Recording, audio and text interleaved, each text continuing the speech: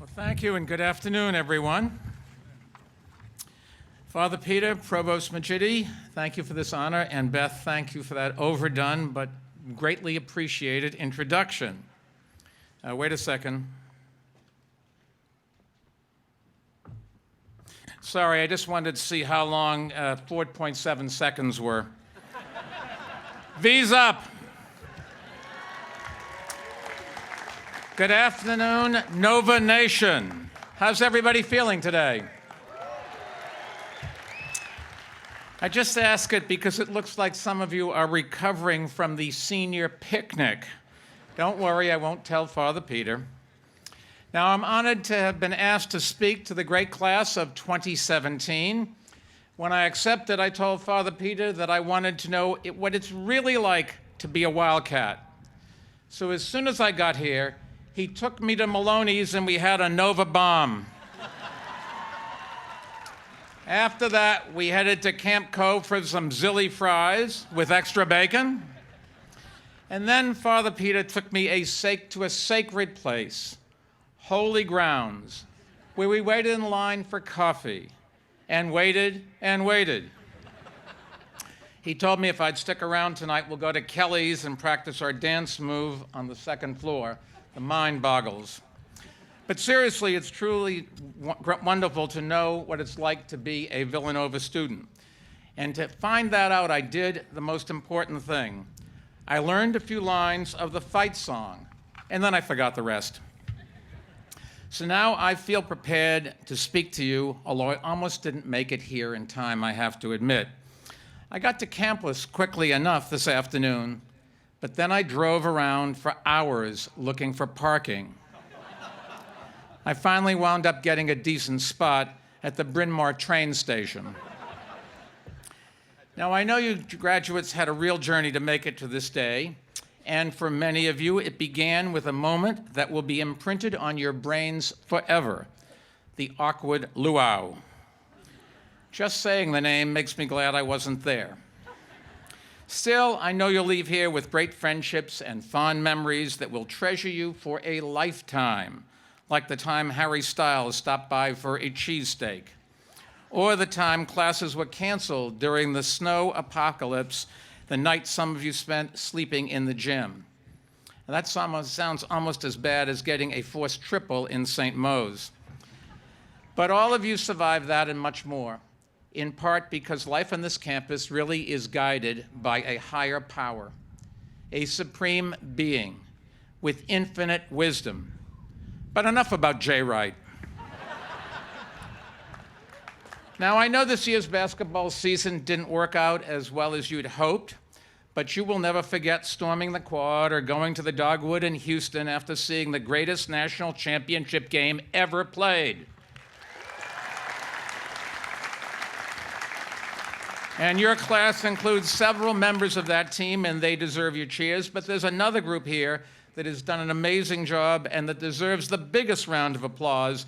For the second time, would you give your parents a nice round of applause? You know, undergraduates, they're sitting out there with you, beaming with pride, not even thinking about the cost of tuition or that you may be moving back home into your old room.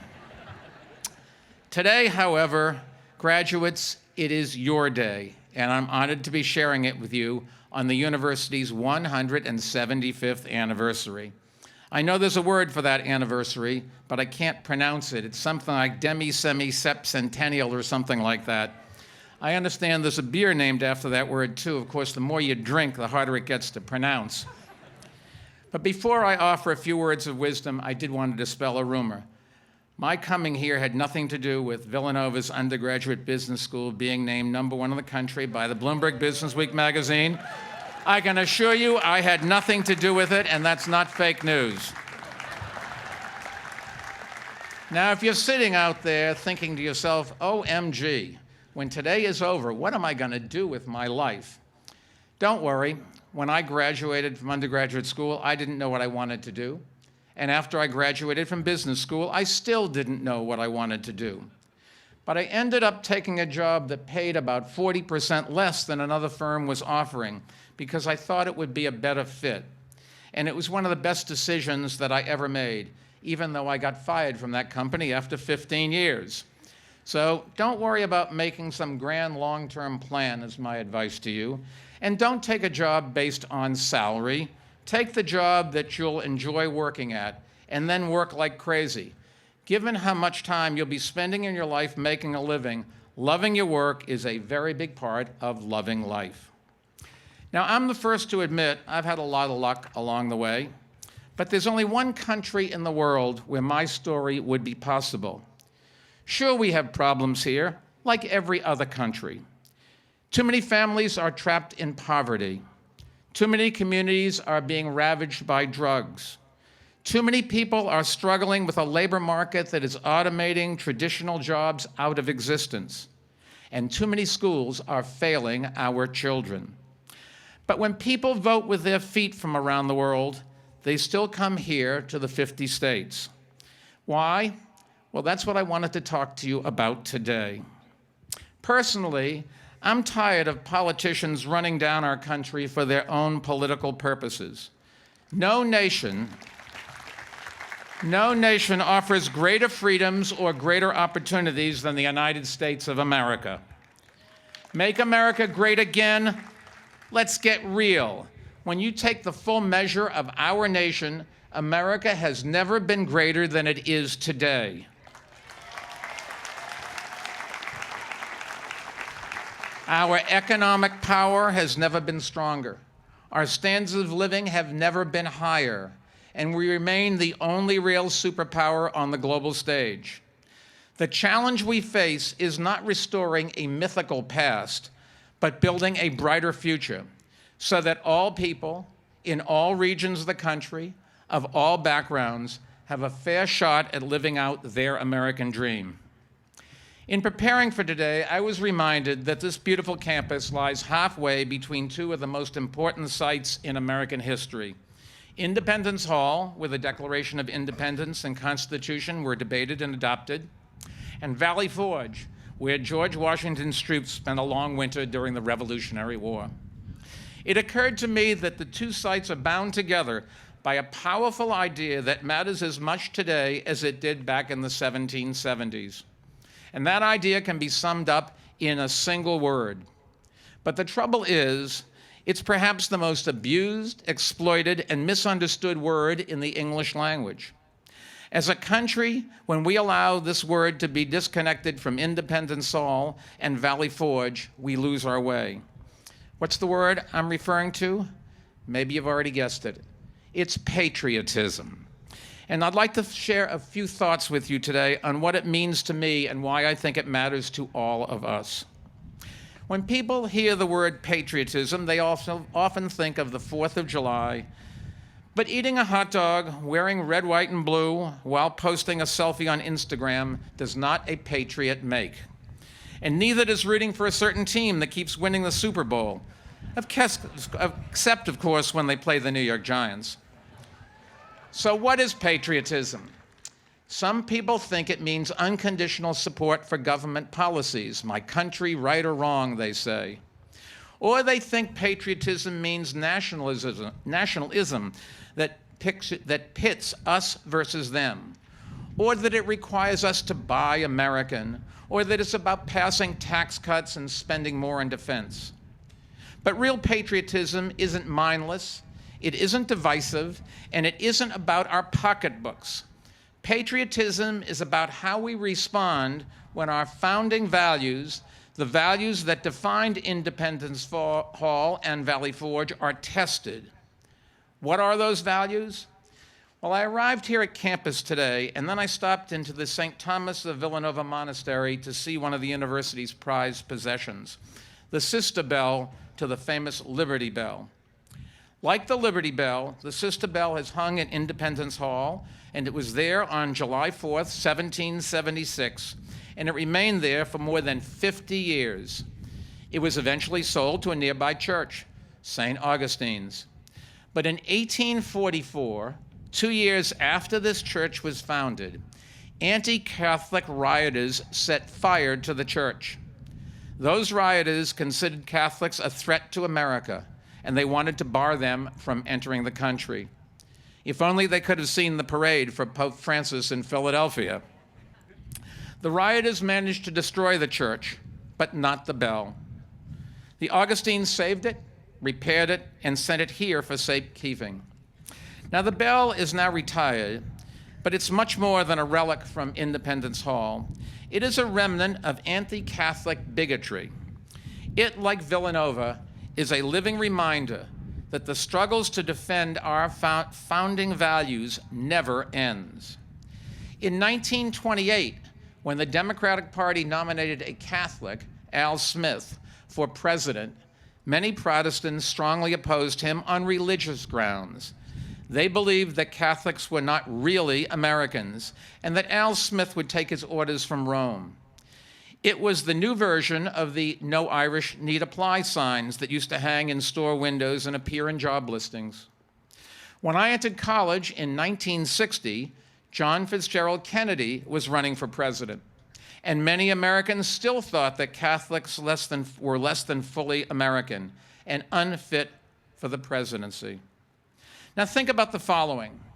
Today, if you replace the word Catholics with the word Muslims, that same sentence is no less true.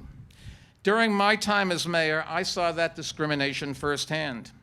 When a local developer proposed building a mosque near the World Trade Center, the media whipped people into a frenzy. Polls showed that a majority of Americans in both parties opposed the new mosque. They considered it unpatriotic, that it was insulting those killed in the attacks of 9/11. Never mind the fact that there was a mosque even closer to the Trade Center that had never bothered anyone. They wanted me to stop the new mosque from going forward, but they could not have been more wrong, and I didn't hesitate to say so. Muslims were among those murdered on 9/11. Muslims fight and die for our nation in our military.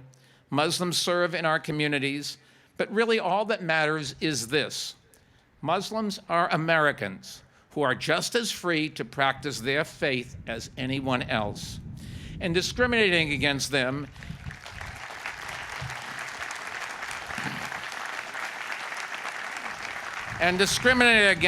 is just as un-American and unpatriotic as discriminating against Catholics or anyone else. We should all be worried and even ashamed that this discrimination, like lingering anti-Catholicism discrimination, exists here.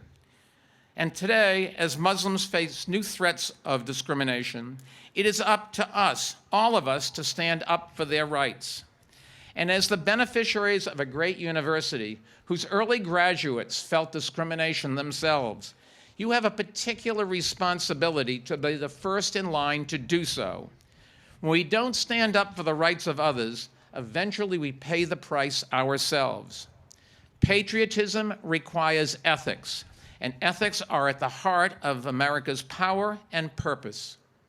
Now, I know prejudice against other groups will probably always be with us, and far too often in our history we have tolerated it and even legislated it. But the reason America grew into such a great country is that in times of crisis, the values that inspired our Declaration of Independence have been our North Star. When our nation divided over those values back in 1860, we fought for Lincoln's new birth of freedom. When a Great Depression tested those values, we struck a New Deal with Franklin Roosevelt. When tyrants threatened those values, we joined John Kennedy in pledging to pay any price and bear any burden to assure their survival. When segregation debased those values, we marched with Dr. Martin Luther King to let freedom ring from every mountainside. And when those values were denied to the LGBT community, a new generation, your generation, led the way in declaring love is love. In each case, there were false starts, half measures, and setbacks.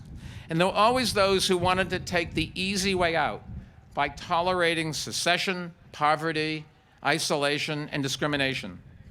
But in every generation, most men and women here understood that putting America first means putting American values first. And that, I believe, lies at the heart of patriotism. And that is how you graduates, in your own lives, in your own communities, in your own ways, can make this great country greater still, no matter who sits in the Oval Office and Congress. When someone tells you that patriotism simply means love of country, just remember this. The nativists who burned down St. Augustine's, the Klan that burned crosses in black communities, the protesters who tried to block the construction of a mosque, all loved America and all acted in her name. But they were not acting as true patriots because they all made a critical, crucial mistake. They feared that the values that gave rise to America, liberty, equality, openness, tolerance, would weaken us instead of understanding that those values make us stronger. That understanding isn't something we should expect people to come by naturally. It is something that has to be taught in our schools. And when I was growing up, I was taught to love this country, not because America was infallible, but because we the people were always working towards perfection. That idea that we are engaged in a constant struggle for a more perfect union is what makes America an exceptional nation. It's imperative that we pass that idea from generation to generation. And yet today, sadly, there is a terrible lack of civics education in our schools. Now, some of the parents here might actually remember taking a class called Civics. Civics education teaches us about the history behind our values, what it means to be a citizen in our democracy, and what obligations that impose on us. People spending time debating whether the Pledge of Allegiance should be recited, but we should be less concerned with whether students recite the pledge than we are with them learning why we recite it. And we should focus less on what name it is on a building and more on the values that are taught inside it, including tolerance for opposing points of view. Thomas Jefferson wrote, "A well-informed citizenry is the best defense against tyranny." Today, it is easier than ever to be well-informed, and at the same time, harder than ever. By following only liberal or conservative news outlets or by getting trapped in social media's echo chamber, we become less able to discern fact from spin, truth from lies, and we become less willing to listen to anyone who challenges our beliefs. The best protection we have against this kind of political segregation is to ensure that we all share a common understanding of civic values. And when we don't, we are more likely to nominate and elect people who don't respect those values and the institutions that protect our rights. It is easy to take our rights for granted, but remember, America is an experiment in democracy and multiculturalism. It's an experiment that a free people will remain informed, debate civilly, and choose leaders who respect the checks and balances of the Constitution. And if they do not, the Constitution gives us the authority to hold them accountable for their actions, to ensure that no man or woman, no matter how powerful, is above the law. Thank you. The great American experiment has no guaranteed outcomes. Every generation tests the experiment, and every generation is tested. Your responsibility, your test, is to preserve the experiment and renew it for the next generation. Now, this is no small task, but I believe it starts with a small step that each of you can take in your communities, demanding that your local schools do more to teach what it means to be a citizen and a patriot. But that's not all. To take the full measure of patriotism, we must honor not only the ideas that inspired statesmen at Independence Hall, but also the sacrifices that soldiers made at Valley Forge. In the winter of 1777 through 1778, some 2,500 soldiers died from disease and starvation at Valley Forge. Those who survived did so shivering and hungry, often without winter clothing, blankets, or shoes. The vast majority of those soldiers, graduates, were your age, early 20s or younger. Many were immigrants, and they endured misery on a scale that few of us can even imagine. The sacrifices those young men and women made at Valley Forge, the courage they showed, and the unity they maintained preserved hope for a nation of United States. Today, we are a reminder that age is no barrier to commitment and sacrifice when a principle or a goal is worth fighting for. And that's true for the young as it is for the old, and there's no better example of that than one of my fellow honorees on this stage, Edwin Medway. Edwin, congratulations once again. Today, patriotism doesn't require us to endure starvation or extreme deprivation, and let us hope that it never will again. But it does require a volunteer army, and right now, there are men and women your age putting their lives at risk for our country and safety. Perhaps tonight, as you take a last look in the mirror before going to bed, you might reflect, say a prayer, blow a kiss to them for ensuring your ability to have arrived at this wonderful milestone in your life. Many around the world are not so blessed. Just as importantly, realize that freedom isn't free. Patriotism requires all of us to have the courage to do not what is easy, but what is hard. Not what is comfortable, but what is uncomfortable. Not what is safe, but what is right. What does that mean? Well, like Edwin Medway, it means having the courage to keep studying new subjects throughout your life. It means having the courage to listen to those on the other side of an argument with an open mind, instead of retreating into safe spaces with trigger warnings for microaggressions. It means having the courage to re-examine our beliefs when data and science contradict them. It means having the courage to stand up to members of your own party when you believe they are wrong, or when their actions put our great America's experiment at risk. And it means having the courage to accept the results of an election, even when, and especially when, you deplore the results. Since last November, one of the most popular protest slogans has been, "Not my president."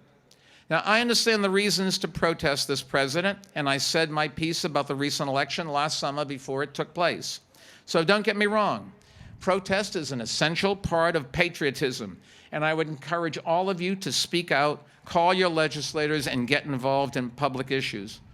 But at the same time, the fate of our American experiment rests upon the principle that the losing side accepts the legitimacy of the winning side and works in cooperation with it for the good of the country rather than fomenting a revolution.